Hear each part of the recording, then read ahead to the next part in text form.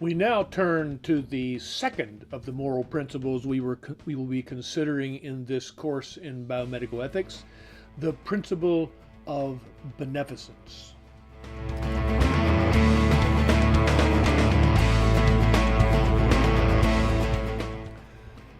Let me remind you that we are using 5 moral principles: non-maleficence, which we have already considered; beneficence, which we are turning to today; and later we will look at autonomy, justice, and fidelity.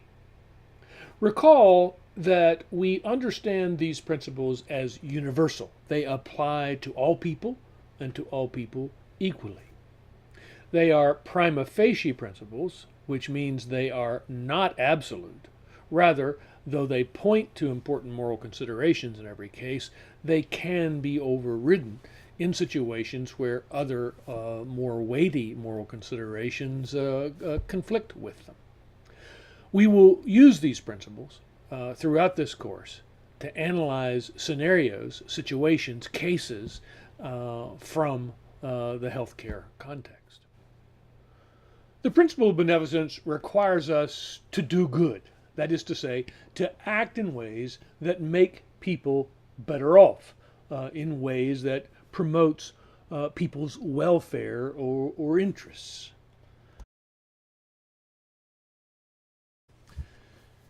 It is generally thought to have 3 distinguishable aspects. First, beneficence points to our obligation to act to protect people from harm or injury when it's about to happen.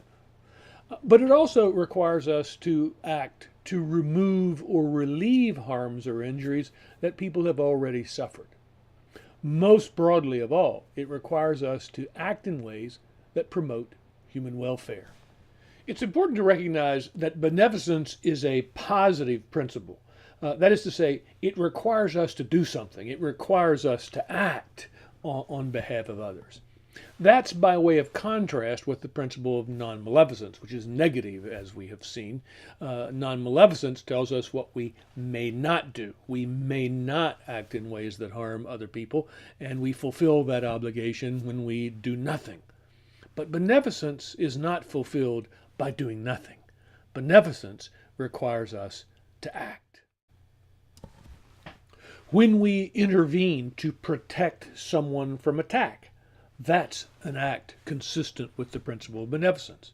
In the healthcare context, think of all that we do to protect people from illness or injury. Think of immunizations or inoculations as a beneficent action to protect people from harm. When injury or harm has already occurred, the principle of beneficence points to our obligation to relieve that suffering, to address that injury. And of course, this is often the case in the healthcare context. We are responding to people's illnesses, responding to their injuries with the help that they need. Finally, of course, any action that promotes people's full welfare or flourishing is consistent with the principle of beneficence. Here you see people working in a soup kitchen, responding to the immediate needs of people in hunger. Social welfare programs administered by the government to address human need might be considered obligations to which the principle of beneficence points. And of course, we've heard much talk about healthcare reform, all of which involves public policy efforts to make our healthcare system better address and more efficiently address the needs of the people of the United States. All of this could be considered an expression of those obligations to which the principle of beneficence points. And please notice this quotation from Post and Bluestein in relation to the principle of beneficence. They write that the principle of beneficence, quote, underlies the obligations to provide the best care for the patient and balance the risks and burdens of care against the benefits. Promoted goods typically include prolonging life, restoring function, relieving pain and suffering, and preventing harm, unquote. They go on to add that this principle has, quote, arguably the greatest resonance for caregivers whose traditional mission is to heal and comfort, and notions of nurturing and protecting are reflected in heightened care for those who are most vulnerable, unquote. Clearly then, the entire practice of healthcare, of the health professions, is grounded in this fundamental obligation to promote people's welfare, to protect them from harm, to relieve their injuries and suffering.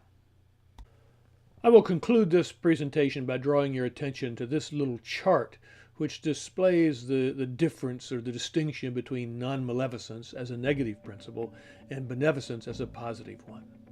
Non-maleficence requires us not to harm or injure others. Beneficence requires us to protect people from harm or injury and to relieve or alleviate the harm or injury they have already suffered.